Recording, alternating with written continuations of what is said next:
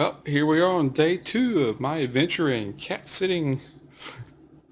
It's about 6:30 in the morning and I just fed the boys here. They get a nice big can of cat food in the morning and I need to give them some fresh water. They got plenty of dry cat food ready for them. So their day's about to begin. They can get in and out of this garage through the little cat door right here. It stays open so they can get in and out and travel the neighborhood. I want to see if I can't rustle me some breakfast after I get them some fresh water in their bowl over there. And I've always wanted one of these walk-in shower stalls. Although the bad thing is, it doesn't have glass doors around it, so it's not a matter of water splashing out. It's a matter of it takes a lot of time for this room to warm up to be comfortable when you're showering.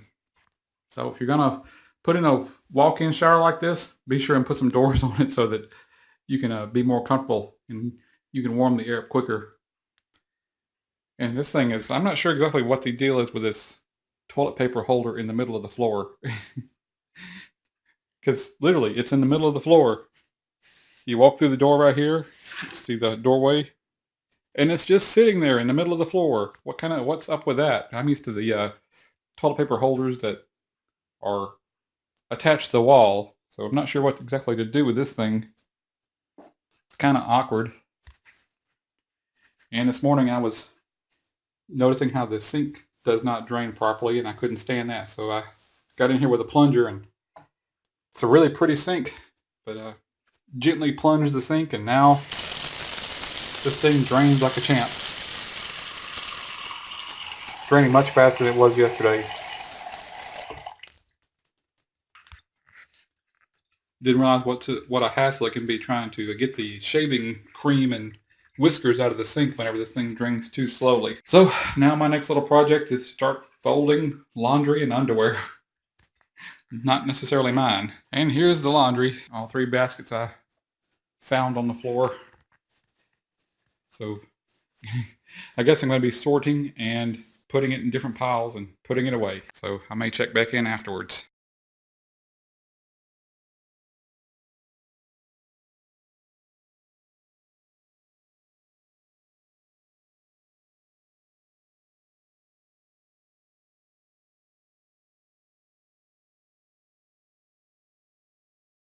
Stopping off for a quick breakfast.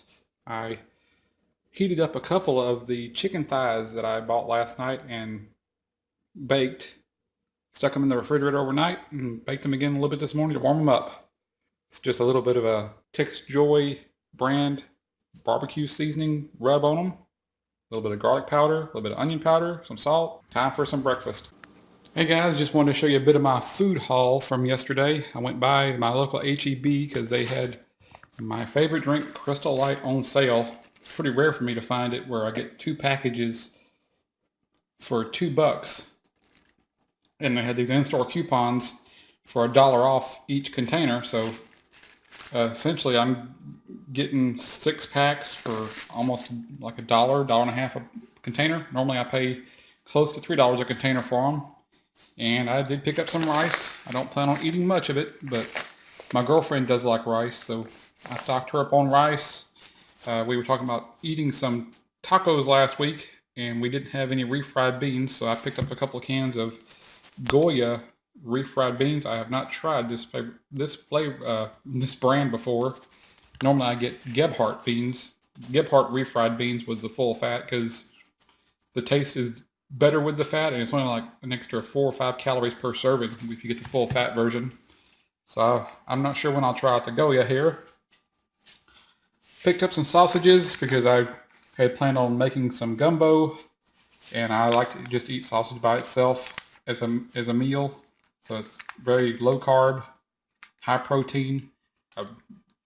H-E-B had their chicken thighs on sale, so I picked up a great big package of chicken thighs. Earlier you saw me eating breakfast. That was a previous package I'd bought up and cooked. These are going to go, most of these are going to go into the gumbo, I believe. Maybe all of them. I'm not sure yet. I'm not very practiced at making gumbo, so I will have to just figure that out as I go. And I picked up a couple of packages of Brussels sprouts. And I love these things. You can just basically I found out by accident that you can use this bag as a steamer instead of buying those steamer packages. I bought a different brand of Brussels sprouts the other day and thought it was the steamer version where you just throw the whole package in the microwave, but it wasn't the steamer version. And I threw the whole package in the microwave anyway. Came out just fine.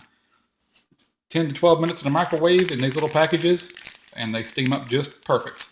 Throw some butter on them, throw some salt, and you're good to go. And HEB had these I guess it's Bai 5. I'm not sure exactly what kind of drinks they are. I know they're low carbohydrates, low sugar drinks. Almost sugar-free. They claim there are 5 calories per serving, and each bottle has 2 servings. I did take a sip of the lemon, since I'm a lemonade fan. This does taste pretty good. Doesn't taste as good as Crystal Light to me, though. So I tried the coconut water. That was pretty good. If you like coconut, this is not coconut water. This is coconut flavor. And it does taste like coconuts. Have not tried the peach. I may break it open today and try it. They were on sale. You buy 2, get 1 free. So that's why I've got 3 of them. And I've been hearing good things about hint water. And this was the only flavor I saw that I would like to try. Kiwi strawberry. Gotta tell you, to me it's like drinking tap water with perfume because it smells like kiwi strawberry. Smells delicious. Take a sip. It's like drinking tap water right out of my tap. So it's a 0-calorie drink. If I can get it to focus in there good. Yep, there it goes. It's a 0-calorie drink. Some people find that it tastes very good. Some people don't. I'm one of the ones who don't. So you might want to try it out just to find out if you like it or not. If smell plays a huge part in your taste, apparently mine doesn't, then it may work out well for you. But I didn't like it. And I had 5 of these. Now I've got 1. These are organic bananas. They were 68 cents a pound. And I don't know if organic bananas are better for you than the regular bananas, but these are actually smaller. And usually they're quicker to ripen. And my HEB or my local stores, usually the bananas are mostly green. And you got to wait for a day or 2 for them to ripen up properly. So I usually like to have, when I stop and buy them, I usually like to buy them so I can eat one on the way home. So these were ripe and ready to go. So I bought the organic version for no particular reason other than it was ripe, and had one on the way home and munched on a couple more yesterday and 1 for breakfast this morning. And then about a couple hours, hour and a half, 2 hours later, I had that chicken thigh. So I may have another chicken thigh for lunch. And the one thing I forgot was the roux. I had to walk over to the counter where I left the roux laying. Doge's roux, Doge's rice. See a pattern here? Now if I only made Doge's chicken.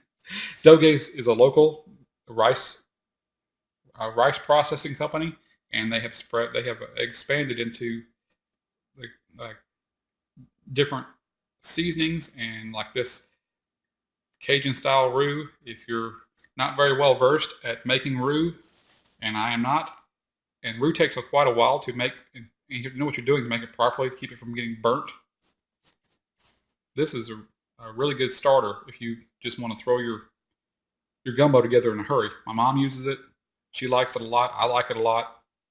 It's a really good roux.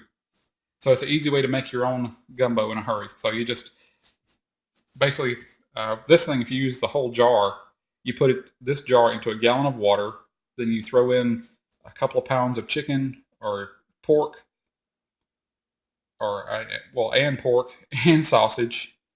I'm not going to be making that much. I'll probably be using somewhere between 1/3 to 1/2 the jar, and whatever chicken thighs will fit into the pot, and then 4 or 5 of these sausages for added flavor. I won't be putting in any of the like smoked ham hocks or anything like that a true diehard roux or gumbo maker would be putting into their recipe. I like my things simple. Just whatever's on hand, I throw in there. Some people throw in seafood. They'll throw in crabs. They'll throw in oysters, shrimp, whatever. I'm sticking with chicken and sausage today. It's about 9 a.m. and I think Khan is ready to come back in. He's out there outside the door here meowing at me. I'm going to see if he's ready to come back in. Oh, I think they're both ready to come back in. Like a rocket. Butterscotch showed back up. Kitties?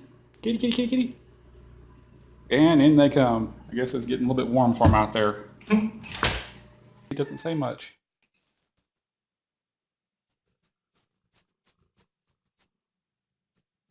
He's a happy kitty. Oh, here's the beginning of my chicken gumbo. I put in 5 chicken thighs and 5 of the sausages I had bought. I sliced up the sausages so that the flavor of the sausage can meld into the water, and I used half of the bottle of that Doge's roux as a starter. I initially just poured some water into the bottom of the pan. I don't know how much it was, a couple inches deep. Added half the bottle of the roux to it. Kept stirring the roux on a low heat till it melted into the water, because the roux is basically almost semi-solid. It's like Play-Doh almost. It's so thick. So I had let it melt into the water first and blend in, and then after that settled in, I brought it to a simmer, tossed in the chicken, tossed in the chopped up sausage, and it's ready to go. I'm going to start watching this. I'll probably check it in an hour to see if the chicken looks like it's done. I just discovered the hard way, you do not want to leave dirty dishes in a dishwasher without washing them for a couple of days. I learned the hard way from the foul stench that came out. So just a bit of advice, wash the dishes as quick as possible. Load your dishwasher up, fire that sucker up in a hurry, because you do not want to smell the smell that comes out of this thing after leaving dirty dishes in there for a day and a half. Here we are. It's been about an hour and a half since I started this, and looks like the meat is almost falling off the bone on these chicken thighs. All I have to do really is get the skin out of here, because I don't want the skin. I don't think that would taste very good in a gumbo, as opposed to the kind of crispy brown skin you get from putting it in the oven. So I'm going to separate out the skin. I think I'm going to try cooking a little bit of the rice in the roux to see how that turns out. But as I said before, I'm going to limit my intake of rice probably to less than half a cup per serving, and I'll concentrate mainly on the chicken and sausage portion of the gumbo when I eat it. Okay, well, I got the chicken and the sausages all scooped out, and I'm guesstimating I have about 4 to 6 cups of roux in there, and I'm going to try putting in 2 cups of rice. But first I'm going to bring the temperature back up to where it's just barely boiling. I'm going to dump the rice in there and then bring it back to a boil and cover it up. Coming up to a nice boil, I'm going to pour in the rice now. And that's about all for now. Just want to make sure the rice gets thoroughly mixed into the roux so that all the rice gets a little bit of roux on each side of it. It doesn't stick together and clump. And it's already coming back up to a boil. I'm going to turn the heat way down.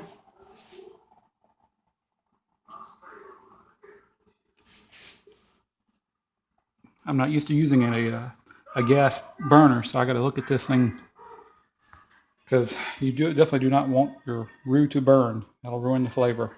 So that looks about right. I'm going to put the lid on it, and I'm going to come check it in about 45 minutes. See how the rice is done. Or no, actually, more like 20 minutes. It shouldn't take but 20 minutes to do the rice. Here is the final product. Actually, it took a little bit longer to cook the rice than I first expected. I had to let it sit for 30 minutes instead of 20. At 20 minutes, it was still just a little bit crunchy. So I turned the heat back up and brought it back up to a boil and covered it up, turned the heat off. That's my normal procedure for cooking rice, is to bring the water to a boil, put the rice in it, bring the rice and water back up to a boil, and then once it's in a good boil, turn the heat off and cover it with a lid, a tight lid, so that the steam stays in there. That way the rice does not burn and stick to the bottom of the pan. If you're noticing this, if you're a gumbo person, you will notice this is not the proper way a dyed-in-the-wool gumbo person would make their rice. The rice is cooked separately, and then the gumbo and the gumbo, I guess, stock, water, gumbo, the gumbo itself, the roux is poured over the rice. But I like mine really thick, and I like my rice to have some of the flavor of the gumbo. So I don't know if you can see that or not, but I'm adding some more salt to it. And the one thing I forgot to buy hot sauce. Usually I would get Frank's hot sauce or Louisiana brand hot sauce if I can't find Frank's. So I'm going to be using Tex Joy red pepper. That should add a little heat to it. I just put a little fine misting of the pepper over the top because this stuff is quite warm. And from years of testing, I know how much I like. So that's about it. This kind of wraps it up. I'll be putting the chicken and the sausage back in here with it and mixing it all together. And overnight, all the flavors should meld together and make it taste better than it does right now. So let me give it a little taste to see if it's hot enough and salty enough.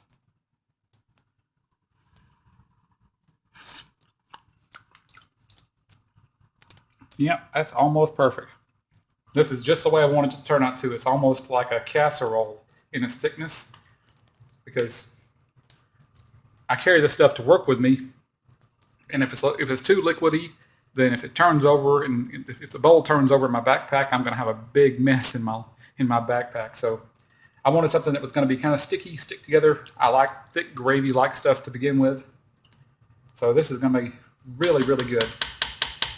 So between this and the baked chicken thighs that I've got, plus all the extra leftover sausages I have left, I should have enough for lunch for the rest of the week.